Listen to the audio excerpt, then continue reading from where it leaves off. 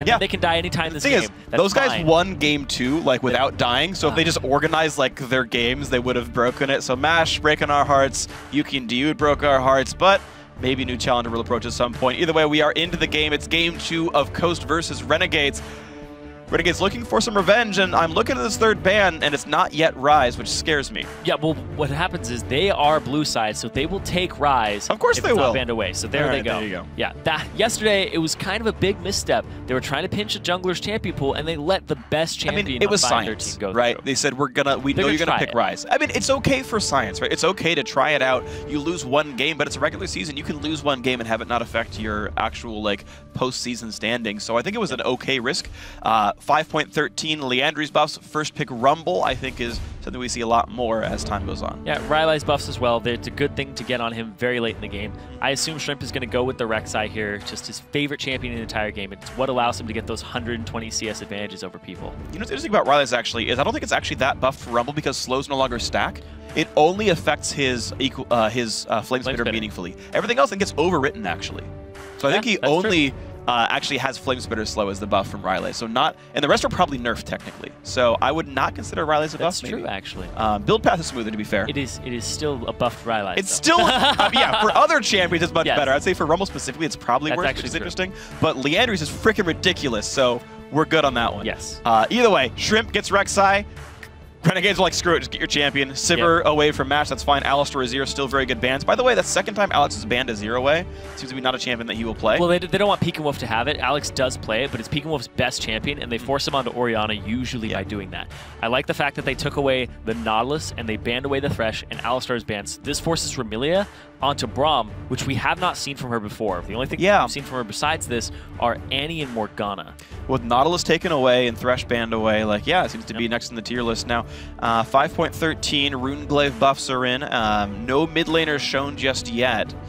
As we see the Gnar versus Rumble, okay, that's cool and fine. Corki AD carry as the response to Tristana. So Kalista, by the way, not picked or banned in this game. Maple Street also still in here. So though he picked Kalista versus Sivir in the last game, he's just not going for it at all here. Yeah, Renegades has only run Jeebus one time. Yeah, that's true. At all. And he played Kalista that game, went 6-2-7, but they've been running Maple since. So even though he's here, he still hasn't played very much. I wonder what it is. I don't know. Maybe we can get an answer from them if we ever talk to them after a game again. But they got to win. That's generally true. Or they can join Evil Geniuses and we'll do a losing side interview with them. Old joke to back in Season 4 when that happened all the time. So the last picks come through, Ezreal and Gragas. And I actually really like, by the way, Ezreal and Braum on the same team to make sure you can't counterpick Ezreal with Braum specifically. Also, Braum's good at protecting a back line, so both as an offensive and a negative synergy as a counterpick or as a denial. I think it's very good there. Meanwhile, Peek and Wolf actually goes for Diana as his choice. This is very interesting because it's two Runeglaive junglers up against each other. They're just going to keep farming, but Diana They're mid laners, Yeah, sorry. They become junglers. Okay, fair. So what Diana will do level 1 is just do the Raptors very quickly, and if Alex is onto that, he can disrupt that. He can stop that from happening, or she'll do Wolves. It's more difficult to stop that one, but it gives a good edge to Diana, and you just farm up to level 6, and Diana is one of the mid laners that can really just solo kill Ezreal. Absolutely. Keep in mind, even on like a rune and mastery standpoint, like an actual metagame standpoint, you typically run CDR per level on Ezreal, which means no room for magic resist. You're not going to want to buy Abyssal Scepter on him or not Archangels. Seraph's Embrace. No, the one with MR on it. The mana regen, magic resist. Athene's Unholy Grail. Yeah, that's what I was going for. There's no natural magic resist build path for an AP Ezreal here. So more reasons why. Exactly. And like Diana wants Abyssal, which means 0 MR for her opponents. So definitely some scary things exist here. I want to see if the Diana versus Ezreal pick plays out well. Typically in the North American LCS, we actually see Ezreal not do very strongly. It seems like North American teams are good at punishing that, whether that's because NA teams are bad at poking or because NA teams are good at engaging against that. It just tends to work out that Ezreal does poorly in North America. Well, he had that surge at the start. When we first saw him, he was just doing crazy good, and then just... Well, Pearson did one good game, and Xiao had one good game, and that was it. And then it was like the next day or the next week, it was, oh, you can counter him in Champion Select. Like I was saying the first day, of course. I was going so crazy on that desk. I hated that. Yeah. Just draft for him. Yeah. If you think he's that good that he warps the metagame, prepare with your champion select. Now, as the teams load into the game, we want to know what you think about this match, and I want to know who you think is going to stay alive in the playoff hunt. So tweet hashtag RNG win or hashtag CST win to @level esports. We'll check the vote in just a couple of minutes, of course, while these teams are both clinched for a spot. If Coast wins here, they secure the first place seed, whereas Renegades would at least force a tiebreaker, most likely for the first place slot if they win here. Yeah, and you definitely want to play that 4th place team, whether it's Imagine or Cloud9 Tempest. Yeah. Because... Or someone else, potentially. I mean, Winterfox and Vortex are technically alive in the race. That's true. And Coast has played everybody but C9T at this point. Yeah. So they've already beaten a lot of those teams at the bottom. They just have to work their way through the top now. And it's also interesting because it's the first test we've seen Renegades really get here, and if Coast exposes that you can 2-0 Renegades, it's definitely a very big deal and something that many teams will be watching out for. It also means that Coast are much scarier than people anticipated. I don't think many would have expected Coast to have a lead, much less potential 2-0 over Renegades here, so that's just all kind of interesting in and of itself. Yeah, I was on the Shrimp train, though. I'm just a big fan of Shrimp as a jungler. So I believed for a bit. I didn't know it was going to happen, but it's one of those things where if I wasn't going to put money on the match, but I like Shrimp. That's basically what this story comes down to. Yeah. So you know what's interesting, by the way?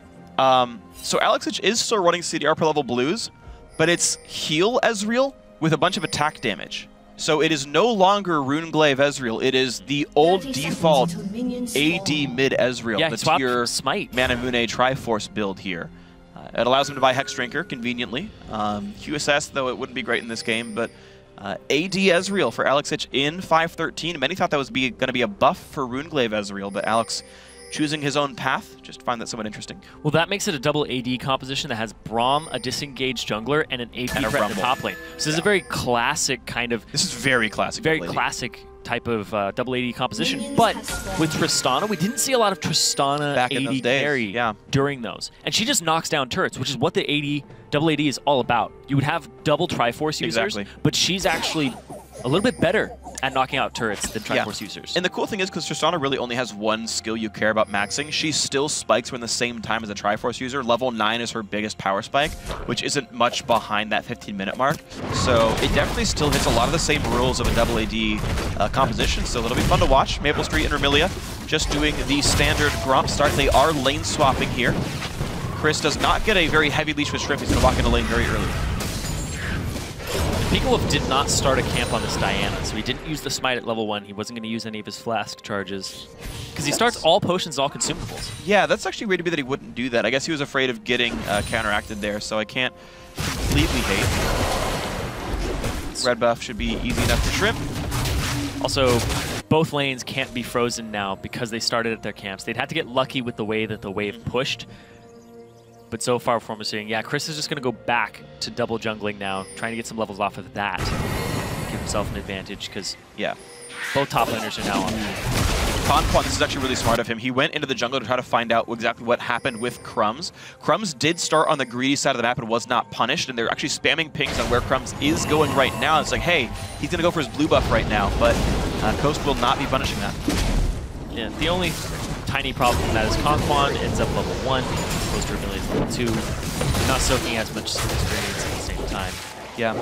It's still a bit of a misstep, though. Chris wasn't expecting it to be a lane swap because he walked into his lane and then realized he couldn't walk into the lane anymore. Yeah. And we're seeing the very standard 4-man top lane tower dive. And because Renegades have no more jungle to clear, because the only jungle left is that bottom side of the map, they have nothing else to do but bring the jungler up to this side.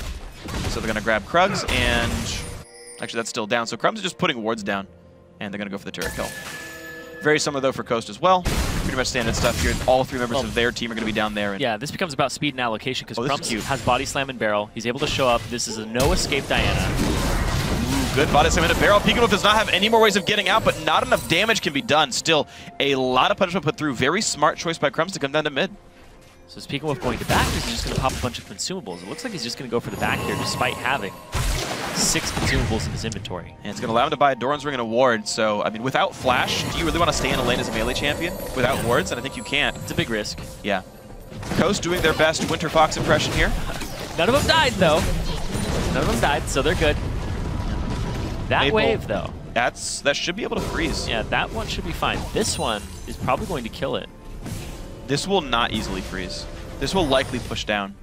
Doing so many more than turret kills. That's nebulous. I think, with Chris hitting it here, he knows that's going to be bad, so he's going to try to reset the wave as soon as possible. The rest of Coast, not going to stay on to take Dragon. I actually am surprised we don't see teams go for Dragon nearly as often in these lane swaps. I'm sure there's a reason.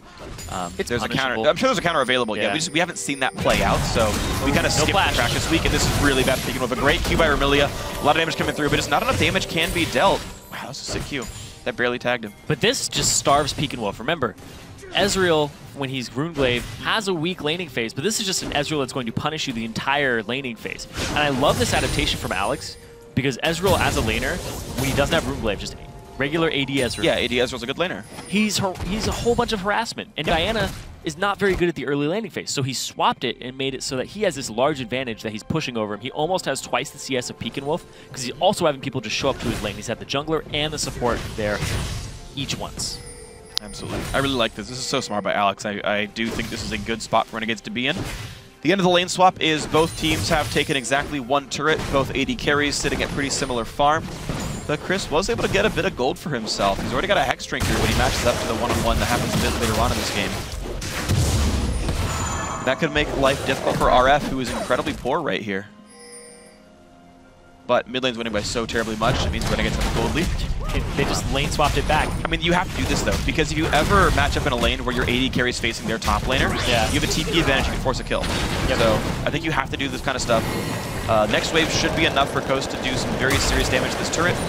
And we honestly are just seeing both these teams make pretty much mirrored moves, the difference being an amazing mid lane pressure by Renegades. Yeah, and that's giving Renegades this gold lead that's about 400. And we saw Renegades have a gold lead yesterday against Coast, and then Coast won just off of team fighting early. If Coast picked up 2 kills, they finally equalized the gold lead just because Renegades were out-laning them. And once again, that's a lane that's not going to freeze. They have to shove that wave up to that tier 2 in the top side on Coast.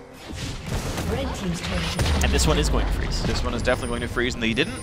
This is weird, though. I think it's going to freeze for Maple because they had RF back and then just like walk back to top lane with nothing else bot. So yeah, he wants to catch this minion wave that they had to shove to this turret. So he gets some free CS here and he puts pressure on Chris. And Chris doesn't have adequate ward coverage to really cover this whole area. We'll see where Crumbs is, luckily, which gives him a little more time. But this is more CS just falling to RF. So danger zone for Chris, of course. He is very over pushed here in a top lane that is potentially abusable. If Renegades ganks top lane hard, that means Dragon can be taken. Because if you gank top lane, you're on the wrong side of the map, and there you go, freebie. But both top laners do have to stay on this side of the map because Dragon is on the field.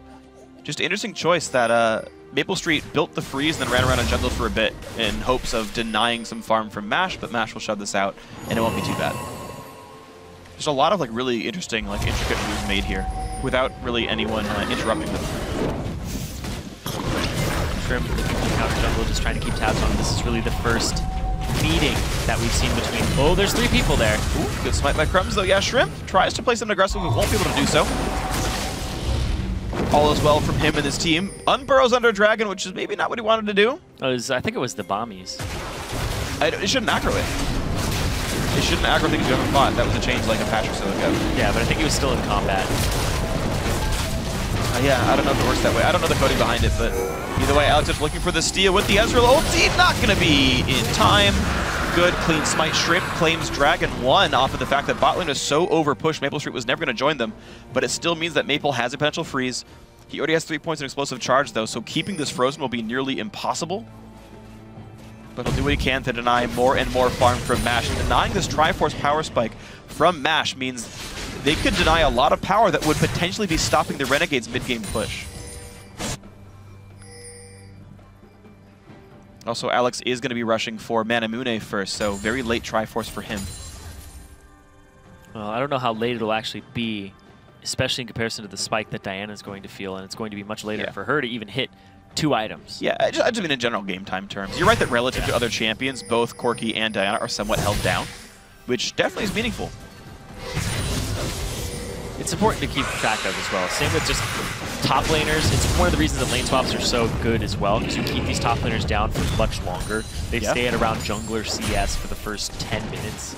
And then when they finally get lanes, they're often very much picked on. Problem with the hook. Ooh, great hook on Romilia. Puts the shield on, tries to walk away. Half HP on Braum. level 5, but they're going to go back onto Shrimp. This seems a little aggressive. Double TP. But they do have the TPs in. Equalizer will do a bit of damage, including the minion wave away, but RF never even hit Shrimp with it, which means Shrimp's going to survive with the flash still up. Oh, the summoner heal barely keeps him afloat, but Conquan now overextended goes down to a large amount of damage from RF, and the explosive cask will not get Chris. But Renegades with the first kill of the game. And that was a definitely sorely needed kill there for them. They're able to get a 1k gold advantage just off of 1 kill because of the CS that they have in these lanes. And a huge part of that was just TP location. Chris just TP'd into the middle of the lane. He was in that Gnar form where he had just gotten out of Mega. So yeah, tired Gnar. And we'll see right here, Peekwolf goes for it. He wants to go for it. Chris is here, flash forced. Peekwolf will not get the second, does not use the second dash as E was down. And Chris not being big in armies, no dive. But that was really smart, though. Renegades knew they had a freeze, and they knew that Coast was trying to break it. And they had Crumbs in the bottom jungle waiting. Yep. RF could TP, they knew Alice could ult. But the fact that Crumbs was nearby, expecting that kind of conflict, was very smart. They also had the ward behind them as well for RF to TP on. When you have that Rumble sending the ultimate from Fog of War, it's much harder to react to it. Absolutely the case. Didn't hit Shrimp with it, though. Shrimp just barely got out. The heal from MASH as well. Yeah, as ulti barely nicks him, but all right, so Pink Ward's down, Shrimp doing what he can. Now, this is a much better game, of course, from Crumbs. He's had the assist from the first blood. He's keeping up in farm against Shrimp. These are all very, very good things for the Renegades jungler, who is getting pretty vastly outplayed yesterday. But Shrimp, even on a signature Rek'Sai, not getting that much done just yet. Crumbs, so far, able to safely farm in his own jungle, not getting held down. Just get some extra gold handed over to him as well. Half a level up off of that first blood and just experience soaking. But making a play on this Coast squad, it really revolves around what Chris can do, and once Conquan hits level 6. This team does not have a whole lot of gank assistance outside of that. The Diana will try to blow up the Ezreal. He's very slippery still. And he already has CDR boots. This is just a difficult game state, though. Like, yeah. The thing is, both side lanes are frozen basically underneath the turret. Coast aren't allowed to farm. Yeah, the game is 1 kill apart. It's a 2,000 gold lead. Well, 1,300, yeah. But still.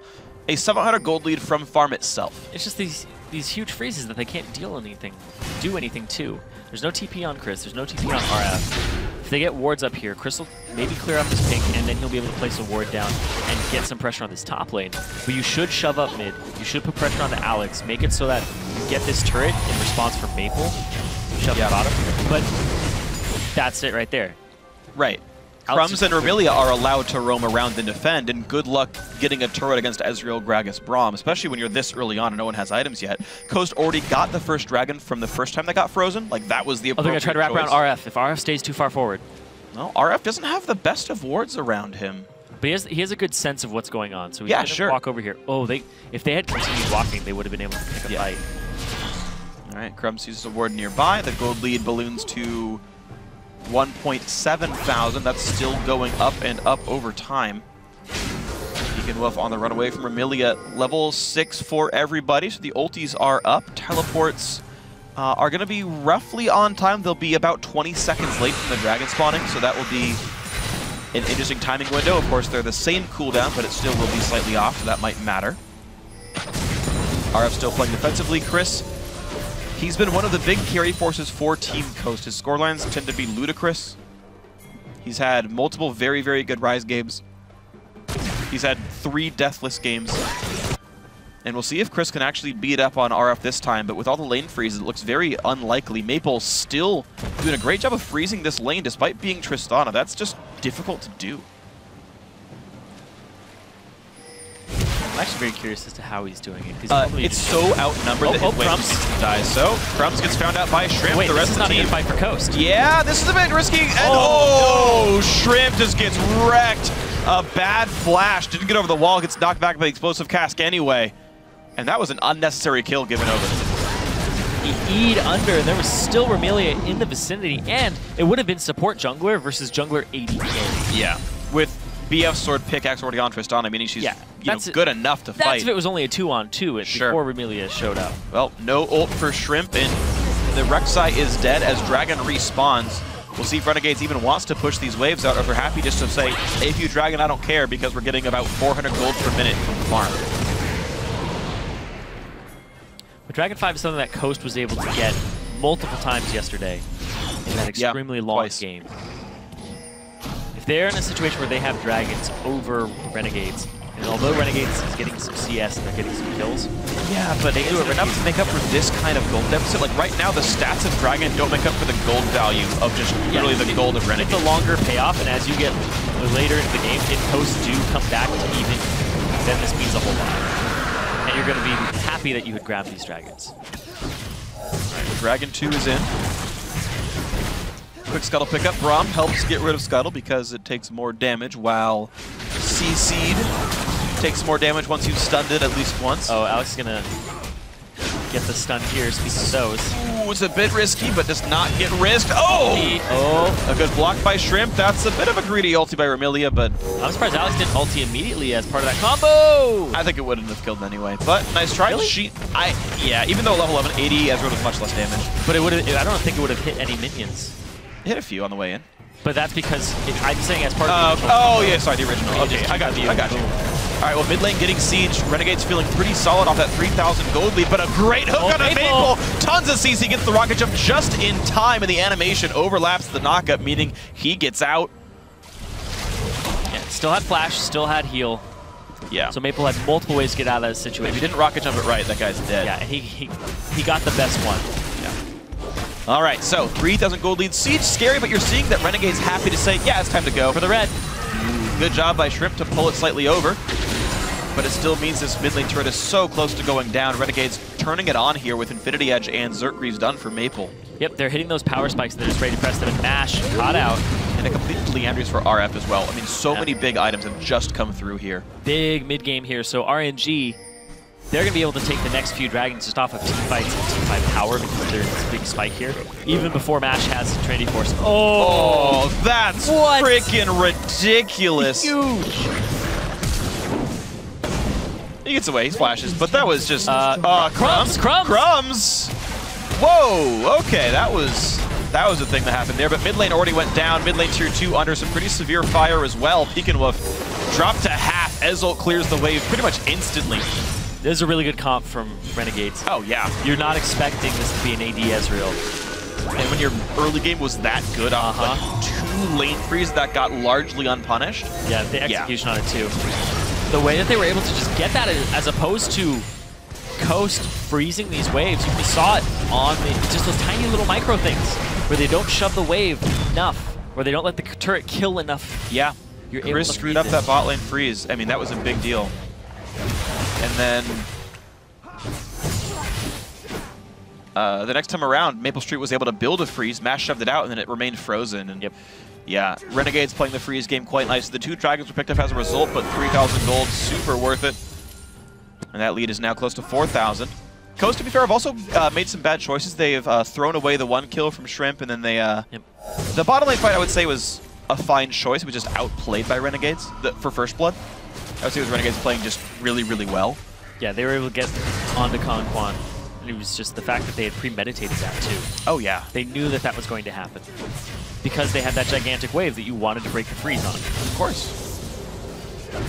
Alex Edge, 183 CS at 18 minutes, definitely farming up a storm here. He can't be that far away from Trinity Force, and at 1,500 gold, he has got the Phage waiting for him at base, so about 1,000 away from the completed item here. Even if the power spike is after 15 minutes, it's still far enough ahead that it just doesn't matter. 60 CS over this Diana, who's just now with the Rune Glaive and is still trying to get her next item. It's a very long road ahead. So the fact that he completed his Manamune before means that his 2-item completed spike happens sooner than if he'd gotten Trinity Force first and down the tier.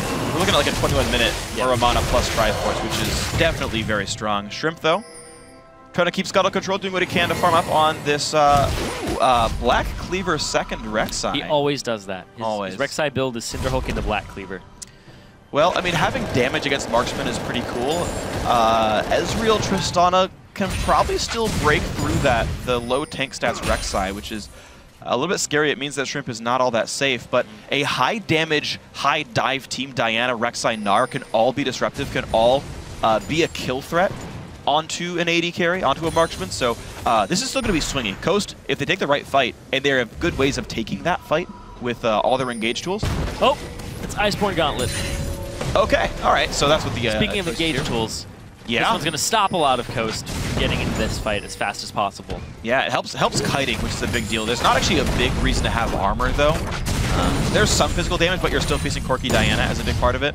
But yeah, the kiting tool is definitely going to be a big deal. Peekin. Oh, Peekin got it. Got it. Crumbs did not have Smite Up. He didn't want to ult for it. That's fine, I guess. Peekin did have Smite Up there himself. Yeah, just thought he could do it with R auto attack, and he was correct, but interesting choice.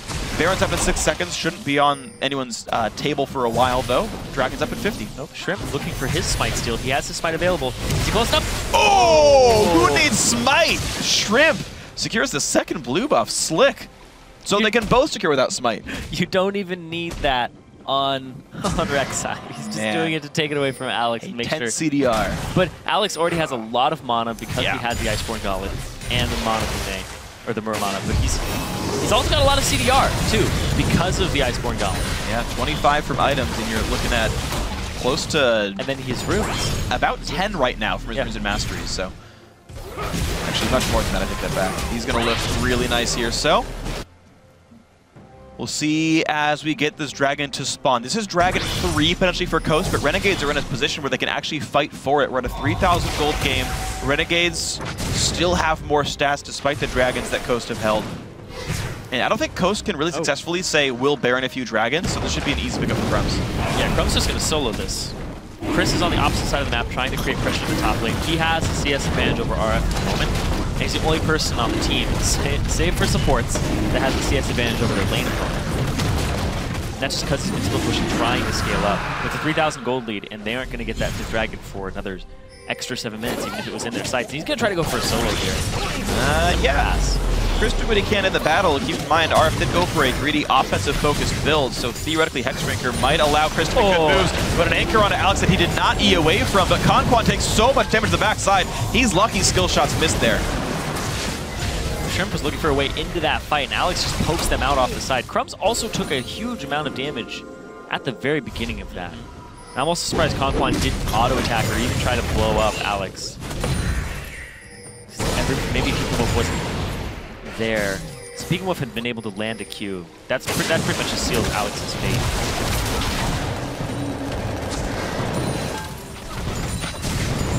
Alrighty, so let's see what happens. Difficult for Coast to make any moves here with Renegades, fighting away very successfully. Braum and Gragas, great disengage tanks to allow the long range of Renegades to play successfully. And that's resulted in Renegades getting some damage off of mid-tier 2 and as well as taking their first dragon of the game, which at this point is nice to have. Gotta be a little careful here for Chris. Yeah. He gets to shove up, but every time they see him go Mega Gnon, they know that they can shove up further on the Renegade side. Yeah. Gnar engage definitely difficult one, and Crumbs now able to play a bit more aggressively and start putting some wards into the jungle. He'll be met with opposition at every time, but at a certain point, those wards are going to stick because Renegades just kind of control the flow of the map right here, aside from Chris having split push power. That's it. Yeah, Shrimp gets to control the side wave bottom. This is probably that's a nice extra benefit. He ends up with so much CS because he just takes the lane CS on the sides. But that's so good though, because Peekwolf and Mash need to be there to defend these turrets, and even still it's not good enough. A lot of damage comes through. They're going to have enough. Rek'Sai wouldn't have helped it. The 4-man push works out, and Renegades get their 4th turret of the game. It's a great siege composition. And they weren't able to draft for the expectation that it would be an Ezreal in mid. That's also going to be an AD Ezreal. And I like the first pick of the Rumble as well, because it makes you not want to pick a Maokai into that. It's one of those lanes where you get bullied around for a long time, then eventually Maokai stands a really good chance, but then you sacrifice the damage into the push source, and the Rumble always has pressure on you. So Chris is the guy who likes to split push, likes to win the lane, and they kind of preyed on that this game. Yeah. And of course, being Gnar, he's much less consistent than a Maokai, so yeah, will be difficult for him to find those correct engages. It can happen though, it just really depends on how the game plays out. Game has actually stayed at the same goalie. Despite this turret being picked up by Renegades, that aforementioned Shrimp split push has put a lot of extra gold in the Coast pockets, and at some point, these bruisers become big enough to deal with marksmen who don't build defensive stats. So there's always the chance that the right fight happens for a Coast, and it will be this way for pretty much the entire game, that the one right fight will work. But in the meantime, it's Renegades posting a gold lead, and generally playing the map just a little bit better every minute. I'm going to talk about it one last time. But when I look at the Diana for Pekinwolf, he's almost 100 CS down now at 24 minutes. It's about 80 down. This Diana was picked pretty much as a reaction to the AP Ezreal. Yeah. What they thought was an AP Ezreal. So it is a reaction to the Ezreal period. I mean, even if it was AD or Ezreal, I still wouldn't have felt that bad about playing Diana. I don't feel that great about it just because wave clear becomes a little bit of a problem because you go root wave and you wait so long. Oh! No, it's not AP. Yeah, that would have been enough if he was AP or Ezreal. Yeah. But regardless, this Ezreal being AD makes it a little bit harder. It also makes it so that when Pekinwolf is looking at his champion select, he played Orianna yesterday. Maybe that would have been a better pick here. They banned the Azir away from him all the time, but the wave clear and the fact that it doesn't turn online for a very long time is a problem.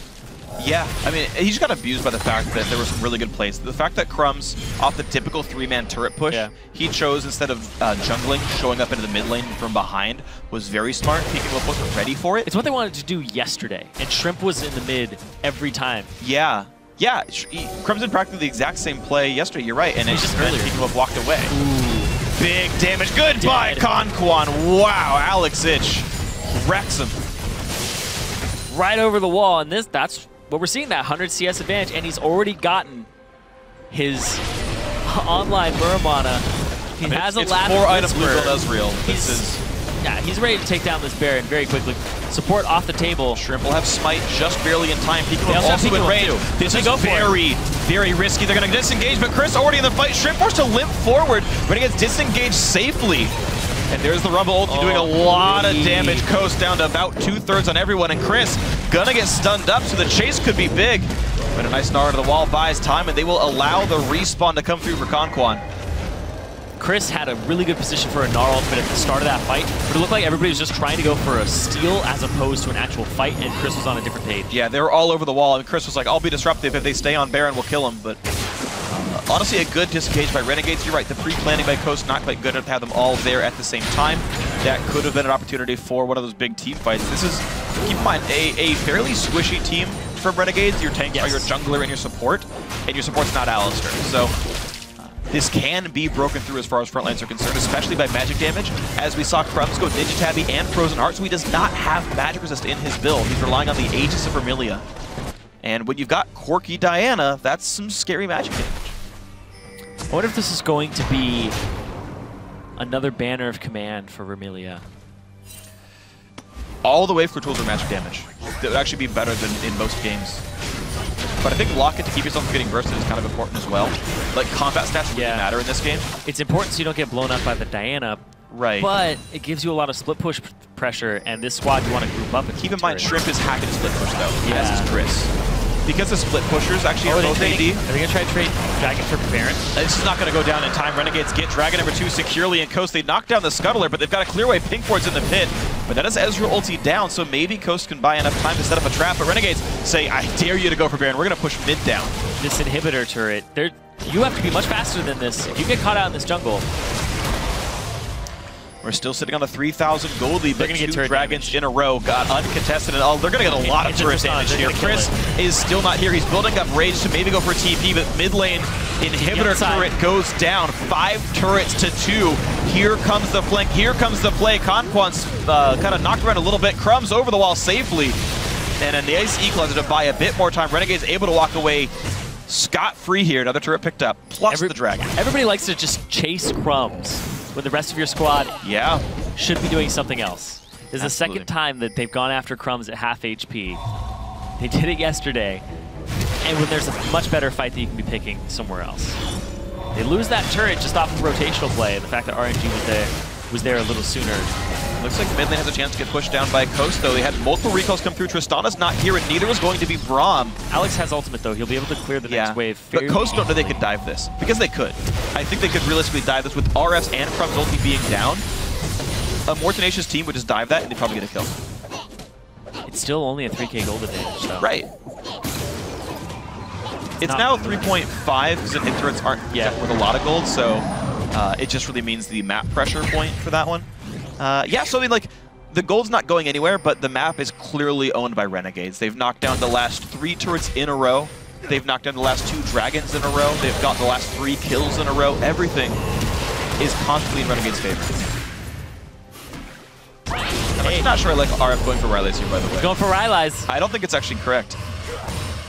It makes his Flame Spitter trigger the Liandry's double damage buff, but like, I would actually rather see a Void Staff. It also makes his Flame Spitter a big AoE slow, though. Sure. And then up until you land E or R, then that slow literally disappears. Yeah, but the fact that you get the Liandry's double on that many people that are running into their face, then it's worth it. Right, like I understand the sort of thought process. I'm just wondering if it's optimal. It has benefits, of course. Yeah. People like to go for that Zhonya's play, though, if you can get into the thick of the fight.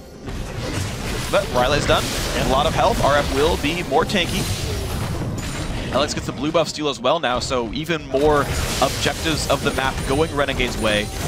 Just feels like a very solid Renegades game here. Chris was unable to abuse his one-on-one matchup. Yesterday it was Ryze, and he did an amazing job against RF. This time, RF's held up just fine, and Chris wasn't able to do much, and it was just Alex having an on-point day, Crumbs having an on-point day, just solidly throwing advantages over Coast. Shrimp is still split pushing. Shrimp is just clearing up these minion waves on the side. He's going to go for behind. He's going to ult into the flank. This is the kind of flank they need. Can they fight in? Chris has a pretty big Mega Gnar bar. Ezreal ult is burned for actually very little damage. Conquan's a bit injured, but that's it. Bottom wave turret on tier 2. Nice. But they also have pressure in the mid lane at the same time. Conquan still hasn't back. Gets taken a lot of damage, knocked into the team, flashes the wall, and never gets a chance to zone as we're going down to a big little rocket from RF's Rumble. That means mid's gonna go down. Bot lane also died to just the minion wave, so a greatly cultivated slow push by Renegades. Turret and inhibitor and kill picked up. It goes to a 4,000 gold lead. Now they're going to have all these super minions pushing down the lane. They get to apply pressure on Renegade's side and just take these turrets. The siege comp is just working out very well for them. Yesterday, Coast had a really good draft because Renegades gave them so many tools with the Ryze. Today, Coast don't have enough tools to deal with this composition that Renegades has with double AD and the AP threat. And they're playing it so well, too, off the lane swap. Just the lane swap and the fact that Coast wasn't clearing the waves appropriately, right, or setting up the freezes. Right. Renegades got 2 different freezes set up for them that they maintained, and they were happy to give away 2 straight dragons just to maintain the freezes. Definitely correct. And honestly, this game, in a way, reminds me of their Game 2 against Cloud9 Tempest way back when, because it was a game where it felt like Renegades understood the strengths and limitations of their team composition, and the strengths and compositions of the map state. And in that game, they let C9T knock 3 turrets down and said, yeah, you deserve those, your comp is better early game. Turtled up, outscaled as their comp would do, won the game. And that was the Yasuo game. Right, the Yasuo game. And then Alex split pushed, hard carried, they knew they could play the map better. In this game, they're like, it is better for us to freeze and throw a 3,000 gold lead than a Contest Dragon, so take it. No contest. They didn't even try. Except maybe an Ezreal and said, yeah, it's yours, it's yours, it's yours. Okay, now we're online, let's go. And they flipped a switch. I think that is Renegade's core strength, and it's very solid. And they're heading right for that 3rd dragon now, setting up that area. They could go to the Baron, but it's always so risky to go after a Baron when there's double smites. And both smites have ways to get into the pit. If you stop one with an explosive cast and they spread out, you're not going to stop the other. You'd have to buster shot the other one. Yeah. Disengage tools. There's only a few. And just maybe Coast get that one fight they need. But the gold lead now 4,000, ever so slowly growing larger as more and more objectives are taken away. A lot of farm is centralized onto Shrimp. The Black Cleaver's done. The Randuin's is here as well, but not yet a Ninja Tabby, which I think he sorely needs. No kills at all. Coast have never found a way in. I think there was one dive they could have gone for and didn't. RF steals away the Gromp as Dragon 3, the 3rd uncontested dragon in a row, goes to Renegades. Oh, what? They're not going to get him. Stays in the brush. Maybe they are going to get him. A flash knock comes through, but here comes Vermilion to try to save the day, and Alex, low on health, still not going down. Mash is trying and trying and trying, and finally Peekaboo gets the kill, but they have traded champions. A big equalizer means Mash goes down, but they have killed off Vermilia. It's a 2-for-2 so far. Just maybe this is a good fight. A good hood for Conquan, but Maple's going to stay alive, and Peekaboo the next casualty now. It's a 4-for-2 in the aftermath, and Chris now running away. His ult was used. It didn't matter. A great fight for Renegades. So many damage threats, you can't go through all of them on this Coast squad just yet. Diana's so front-loaded that once you kill one person, you have nothing left for the rest. She's still not Zonia's, by the way. Peekaboo is not using his item actives that's supposed to save his life. Yeah. That's not good. That's twice in a row. Both of his deaths have been with Zonia's on cooldown, off cooldown. Take another look at this. Alex just stands still as well. I don't know. He doesn't know where to go, but he's already revealed. Yeah, because if he goes... He wants to make them have to face check him. Yeah, exactly. I like that. This right here, though, Mash is trying to kill him. Finally goes off inside. They can kill him now, but Peekaboo is not in this. Peekaboo's over the wall forever. Chris has to leap around, and Peekaboo goes in. And right here. He only stunned Crumbs as well with the ulti. Yep. Which is unfortunate. So Shrimp hoping to do what Crumbs did last time. Red side, Rex side, look for the steal. Chris wards over the wall, home guards on, flashes to follow by Renegades, but not enough slows land. So Chris stays alive, and Renegades are making more damage as this fight goes on. The turrets, the wards are still up, and Coast getting a lot of damage down thanks to Baron. Renegades forced to back out, but their awkward positioning, that nearly caught Alex Itch. That could have been a death knell for the mid laner here. 5,000 goldie, but low health means Coast have a chance, absolutely. But Coast still have these waves crashing into their base in the mid lane. Mid lane at least is not the worst thing in the world. It will typically survive on its own for most of an inhibitor's lifetime. Crumbs, though, very low. They're coming back, which means no more super minions are spawning down that mid lane, so the crisis will be averted. Yeah, they have no TP either on Chris, so if Chris is forced back, there's no way he gets straight to this fight. Yeah. But Crumbs has to find a time to back as well. I mean, he's so low. Inhib is back. The map is reset. Peekaboo can survive an Alex HQ just with his W shield, so there's a break point for you. There's so many slows on this team. The Rylai's Crystal Scepter, mixed in with the Barrel, mixed in with Braum, mixed in with Ezreal, having that Iceborne Gauntlet. It's so hard to even reach this squad. It's weird. You'll gap close to them, but then you can't gap close to the second person. Definitely. Unless you get a surround on. I mean, the ability to chain people down is there, because you have so many different hard CCs and potential flashes. I find it interesting, though, that this is the first patch where slows don't stack at all anymore, and it's the first time I've seen Iceborne Ezreal in about a month. I'm sure it's been played somewhere else and I'm just missing the game, but slow stacking was something that people, it was almost invisible power where people weren't always thinking about it. But now everyone knows, objectively, Iceborne Gauntlet is weaker now. It is weaker when there are more slows on your team, yes. Just in the general case of League of Legends, Iceborne is now a weaker item. Yeah. It is less likely to have an effect. I would just say it's a weaker item. I would just say it's weaker in this one scenario. I would say in most scenarios. Is there a slow greater than 20% on your team? If so, Iceborne is occasionally not as good. But it's still adding a 20% slow to your champion. I'm not saying it's a bad item. I'm just saying it's objectively weaker, which you can't argue with. When occasionally Iceborne Gauntlet doesn't slow you now. That's just a true statement. It is weaker when there are more slows on your team. Which is almost every time. That's all I'm saying, man. It just makes you have to lower, or not layer them, but kind of... Yeah, true. One after the other. Requires more executional complexity. Boom. Still weaker. I'm not saying it's by much. All right, we're going to move on. It's a dumb statement. I got you. All right, top lane getting sieged. Renegades realized they could not get Baron successfully, but they've got 280 carries and a Braum, so good luck dealing with this one. Chris does not have teleport. RF does, and they're splitting on the other side of the map. So Coast, we got a potential 4v5. Crumbs getting harassed a little bit, but Maple doing so damn much damage. And now they caught Conquan overextended. TP comes in. Chris tries for the play, but doesn't get nearly enough done. Shrimp ulted in. This turret. Yeah, goodbye. Kill picked up on a Conquan. Top lane turret goes down. A knife will be in the wall, but they're already missing their Nautilus, so no follow-up damage can really come through. Peekaboo didn't try for it. I think he maybe should have.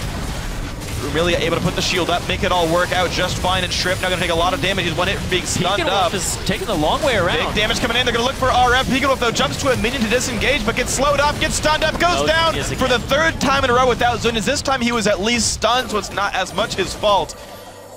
but a 7,000 gold lead, 7 turrets to 2. Looks like Baron's on the plate. There was a perfect opportunity there. Chris, 3-man stunned, and then he didn't take that extra step forward because he didn't think he was going to get that stun off onto Maple and not get stunned himself off of the Braum passive.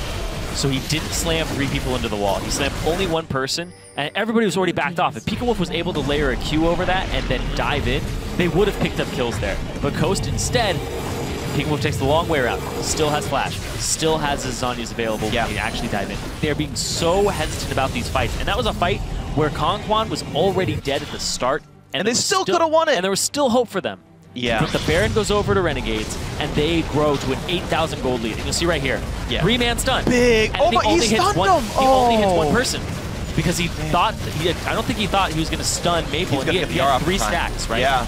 And he's at 1 stack, I think. No, he had 3 stacks of concussive blows on him. Oh, okay. He was afraid that he was going to get that last one on him. And then Shrimp gets stunned. Boom, boom, boom.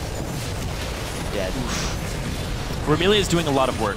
Oh, yes. Like, it's understated, but we talk about all these stuns that are coming out, and it's all Romelia tagging people with autos or Winter's Bite to make the concussive blows show up so that double AD can finish it. And this is, when you have a Braum, it just makes your double AD comp even better. Because you have 2 people who have ranged abilities that are going to trigger your concussive blows. It's really well thought out here, and Ezreal being one of them just adds on top of that because his Q also adds a concussive blow. And honestly, even though Braum is normally countered pretty well by flanks and double AD comps in general we have not been able to find Coast land good flanks. There was the one fight where they got 2 kills and they had kind of surrounded Coast, or kind of surrounded Renegades, and they, still lost that fight. So Chris is going for the split push here. RF doesn't have TP, Chris does. Chris is going to have kind of a hard time looking for RF a safe teleport. RF's just going to try to fight him. Here's going to be the E-slow. Bam.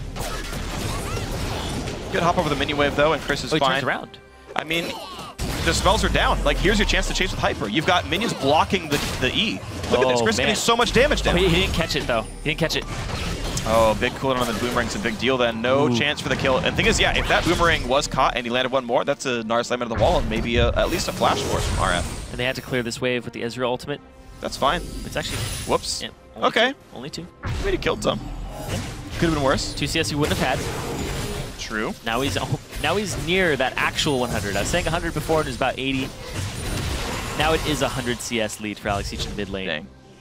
Over Peeking. This Diana pick is just not working out. Yeah. I mean, Coast at least are getting farm elsewhere though with all their split push tools, but yeah, Peeking Wolf picked on in lane. Very, very, nice one right there. Alex was smited by Shrimp because he wants this fight, and Alex pretty slow, pretty damaged, and this is actually be the kill because Matt is in range. A shutdown from the over-aggression of Alex. It's 65 seconds for Coast to make a play.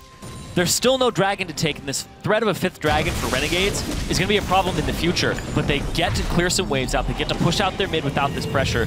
But it's still, they're so far away. They might get mid turret, but it's the one that has big super minions coming down. Yeah. So they all had to push as a group to get here. But even then, we'll see. Keep in mind, Coast have lost all their deep wards by being pushed in for so damn long. The only deep wards they have are from Chris's upgraded warding totem via him split pushing top lane. So I really think we need to see Coast get some global gold back from the map, but they're right now clearing their own jungle. They're making sure Mash has his red buff. Oh, they're going to give it to Chris so that Chris can split push more. Wow, they are really putting their eggs in the Chris basket. But this mid lane turret, I think, really needs to fall. 15 seconds on Alex respawning. When he comes back up, he can participate with the True Shot Barrage. Yep. But they have no other minion waves in position. Bot lane was glanced at and then left. Mid lane, nothing happened to it. They got no objectives off of a minute death timer from Alex Ich. Coast just seemed gunshot. They've been unwilling to dive fights they could have dived in, and they've been unwilling to push in a 5v4.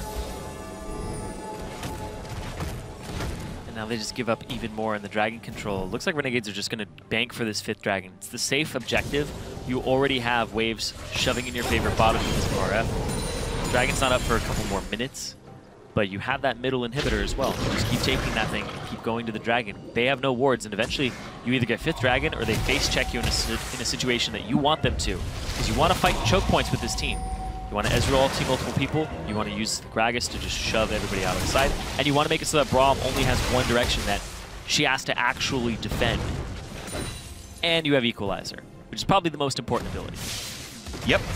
It's a freaking big equalizer. So level 18, he's got 388 ability power. This equalizer does 356 damage per second for 5 seconds. It's a lot of freaking damage. Chris still split pushing up against RF in that top side though, but the team trying to defend. Good luck with that one. Tristana already takes one down. Bottom lane inhibitor gonna be left open. And here's finally the flank they were looking for. But Chris just lost Meganar. Alex Hitch gets spotted out. And here's the chase. Peekawolf going for Maple Street. Gets exhausted though. E flashes away. I'm not sure what that was for. And the equalizer will catch them finally. Peekawolf uses the zonies, but Shrimp could not win the fight over Alex Hitch. And that means the mid laner is dead. And the battle is going better and better. Conquan goes down. This could be the game-winning push right here. Shrimp nearly dies the True Shot barrage. Inhibitor now the second one of the game down right now. 45 minutes, this will be Renegades' game. Renegades are just going to take this one. Chris had no TP there. They knew that, and they used RF's TP to reinforce that. Peekawolf, they split targets too. They didn't both go on the same guy, and that's going to cost them off of Renegades just playing the map better, playing the lane swap better, and just all through the game. It just came down to those moments early, those tiny little tower mechanics, to this point in the game. And there it is, 13-4 in kills, gonna knock them back into their fountain. And at 45.5 minutes, they earned it. Renegades ties up Coast 1-1, and we have our very first split series in the North American Challenger season. Our first 1-1. Yep. If you looked at Challenger, everything's 2-0. We actually do BO3s here. Nope. You just never saw a third game. No. Yeah. So, yeah, the back-to-back best of ones here, or the best of twos, however you want to call it here. Yeah. That's an interesting one. So here we go. Renegades and Coast, these teams are, let's see, Renegades actually are guaranteed top 2 because they own the tiebreaker over Cloud9 Tempest. Coast are, I guess, could still finish under C9T and end up 3rd. So both these teams at 7 wins, that's exactly as high as C9T could go. Yep. So that's going to be an interesting one to watch for. It's going to be a fun rest of the season because we still have more games coming up. So that's going to be very interesting. If both these teams 2-0, next week. Or 0-2, I suppose, next week. There would probably be a 2-way tiebreaker as well. So we get game 3. I mean, the other thing is, like, if they both 0-2, though, then also C9T joins them in the tiebreak as well. A 3-way because tie. that would be Coast versus C9T, which would then be all of them having the same number of wins. It's going to be weird, going to be interesting, but either way, joining us after that victory is the Renegades jungler, Crumbs. Crumbs, welcome back to the show. Congrats on the win. How you doing, man? Hey, pretty good. Pretty happy to get a 1-1 at least. Yeah, so tell me about that series, you guys. 62-minute game 1. At least you made him work for it, but what happened in that one? Well, I felt like we had a poor draft in the game, and then they kind of played the early game, the pressure a lot better than we did, and then eventually they had a good lead, and we kind of struggled to find how to play our team comp, and we're just like, you know what, if you guys are gonna win, you're gonna have to do it, and like you're gonna have to get the win out of us and take a really long time. So luckily they took quite a while to close, but they still won in the end. I don't think anybody had fun playing that game. I feel sorry for you guys casting it. Yeah, we had to watch it later. It was no fun at all. It was about an hour of pain. Just because he was there. It wasn't even the VOD. Wow! But yesterday was completely different than today. You said you guys didn't seem to understand your comp. What did you guys do in preparation for today? Because you had a very well thought out composition, and you played the map better. So what was the turnover like for you, especially as the shot caller? Well, I think that we really just wanted to start with a composition that we feel really comfortable, one that has clear ways of actually winning the game. So that was the first step. And after that, even rewatching the game in the beginning of the Coast game 1, I think that we were up almost 800 goals just in the laning phase. So I think that just looking at that was a pretty good burst of confidence, even though we ended up losing. So I think that we just wanted to take it kind of slow. Like we were like, okay, finally, we're able to get back into the groove of things because we hadn't had the best days of practice as of late. So it was really good.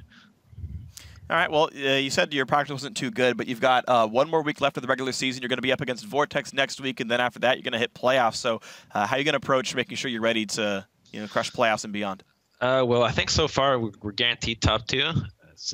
Which means that I guess the number 1 and number 2 spot are just based on who gets 3rd and 4th. Who I don't really know what's happening with the 3rd and 4th place. So it'd be like, okay, these are the opponents that we have to prepare. But I think that for now, both Coast and us are probably just looking at each other and thinking, well, we're most likely going to face each other in the finals, and the winner gets automatic berth into the LCS. And I think that's really what we're gunning for. But eventually, like, only one can make it, and we went 1-1 here, so it could be anyone, I suppose. But we really just want to get that first place spot. I'm not your coach, but I'm going to tell you, don't do that. Don't only look at Coast. Sometimes these other teams, these trap games will get you. Of course, yeah. Of course you're not going to do that. You're going to prepare every game. But we've been having a bit of a lull in scrimming some of the challenger teams. Okay. All right. Well, Crumbs, thank you very much for joining us. Congrats on the win, and good luck for the rest of your split, man. Thank you. All right, well, guys, we are done with that game, but we've still got 2 more to go. So after a short break, Vortex and Winter Fox will battle in a never-say-die fight to keep their postseason hopes alive. That happens in just 3.5 minutes, so don't go anywhere. No, I'm out of here. Great. I'll just cast by myself. I'm better than you anyway. Gonna survive with the flash still up. Oh, the summoner heal barely keeps him afloat, but Conquan now overextended goes down. It's a 2 for 2 so far. Just maybe this is a good fight. A good hook for Conquan, but Maple's gonna stay alive, and Peek and Whoop, the next casualty now. Taking the long way around. Big damage coming in. They're gonna look for RF. Peek and Whoop, though, jumps to a minion to disengage, but gets slowed up, gets stunned up, goes down. Finally, Peekman uses the Zonies, but Shrimp could not win the fight over Alex Sitch, and that means the mid laner is dead, and the battle is going better and better.